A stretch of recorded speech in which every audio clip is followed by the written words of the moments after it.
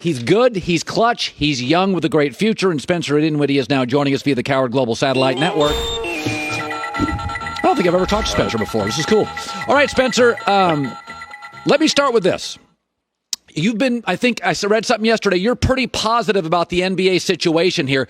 This morning, when you text or talk or whatever you do with players, do you guys feel pretty good about an NBA season? Yes. As of right now, we definitely think the NBA is coming back. That's what the tea leaves are saying.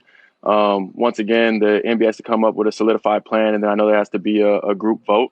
But as of right now, it seems to be the direction we're heading in. All right. I want to ask you about the Jordan documentary. I covered Scottie Pippen, and I like him, and I've interviewed him, but I think it's unfair to bury Michael for Scottie's reputation. I thought Scottie came off looking tough, looking great, looking amazing, looking vital, and he made some bad decisions. That's life. What did you make of the portrayal of Pippen in the doc? I mean, quite honestly, that he was the second most important player in on the Bulls, and that he led them to a pretty special season. Obviously, without Mike, just didn't quite close. I mean, you know, I kind of saw your earlier segment and with the whole vice president bit, and I think, he's arguably the best, if not the best, Robin in NBA history. You know, it's funny. I hear this all the time. Yeah, NBA players couldn't play with Jordan, and I laugh at this. I think timeout. Was Kobe easy to play with? What? No. I mean, the idea, listen, Kyrie Irving is in LeBron didn't always get along. It's a reality of the league. I think players could play with MJ. Have you ever had a teammate that drove you nuts? I mean, what do you think about MJ playing with him? I've never been fortunate enough to play with MJ. I've definitely had teammates that drive me nuts from a competitive standpoint. But you got to realize it's 450 of the best players in the world. Like, you are literally the best out of the 8 billion people on the planet, and you're hyper competitive, and how you get there is usually by being the best player on your team in high school and college and all those things. And then you get to the NBA and, you know, you're trying to figure out a role and trying to figure out a spot to kind of be in to help your team win this ultimate goal. And so, you know, it's an adjustment period, and a lot of times people clash a little bit, but it's for the greater good. It's not just clashing as human beings. You know, Spencer, it's interesting. You went to high school in California. You played at Colorado, and you're a second-round pick. And because of that, second-round picks, it's harder for you to build a brand because you're not a number one pick or a two. And so Kyrie Irving's a star and KD's a star. Yet I look at your numbers, and you average 21 a game. You're one of the top late-game shooters in the league. Do you ever feel like, hey, just because I was ignored and played basketball at Colorado, do you ever feel like sometimes you get overlooked because you're draft spot? Yeah, I mean, that's part of the chip, obviously. You know, it happens to a lot of second-round picks, and, you know, people's roads in the NBA aren't always smooth or seamless. Mine, obviously, has been filled with a lot of bumps. But I think, you know, kind of what I do on the court speaks for itself. You know, a lot of people say, you know, I'm not very good or whatever. And if I wasn't good, then I figured the other 450 best players in the world would stop me. So, you know, I've been fortunate enough to have a solid season along with, you know, my teammates with the Brooklyn Nets. We sustained injuries and, you know, are still well in the playoff race. And so it's a credit to all of us, not just obviously myself, but, you know, I put in the work and, you know, hopefully the production continues. Okay, it's Kyrie's a scorer. You're a scorer.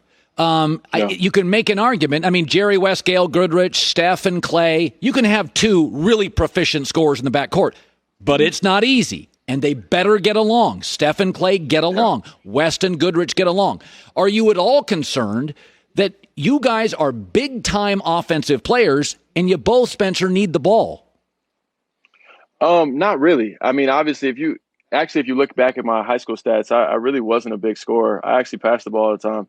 And then, you know, in college, I was very much a game manager as well. So, you know, it's kind of been a little bit different for me to be this like high scoring guy the past couple seasons, even, you know, going back prior to these two seasons into the third season, you know, I was a high assist man in that season as well. So, you know, looking ahead with KD and Kyrie being the high scoring guys, I'd much rather actually be kind of, you know, the guy that spreads the ball around and averages, you know, maybe 15 and 9 or 15 and 10 or something like that while they go get the 30. You know, I feel like the 21 points a game this year was a lot by necessity because we needed that for us to win. And, you know, I think being able to be in the playoffs, obviously, that proved to be correct.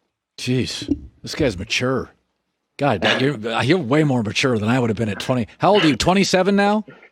Yeah, 27. Yeah, as of April. You're really mature. It's kind of embarrassing for me at 50. I'm not sure I would be that easygoing. All right, finally, COVID worries people. There are numbers out that say under 50 you're pretty safe. Great athletes are perhaps the safest Americans. Is there any discomfort for you, coming back potentially and playing and getting it?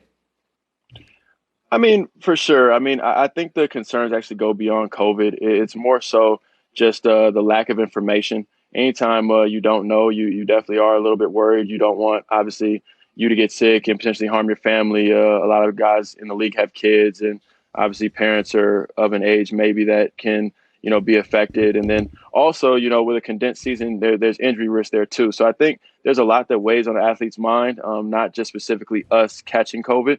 And we're not nearly that callous to think that it's only about us when, this is a global pandemic. So, there's a lot of different thoughts, but we do love the game. We want to play. How often do you talk to KD? I mean, we're in a group chat with our team. And so, texts fly around pretty much on a daily basis. A lot of stuff talking, but, that's how teammates go. You're a good dude, Spencer Dinwiddie, Brooklyn Nets.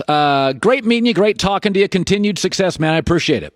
Hi, everybody. Thanks for watching. Subscribe here to get the latest from the show. Also, be sure to check out more of the best clips from The Herd or go watch a few segments from other shows on FS1.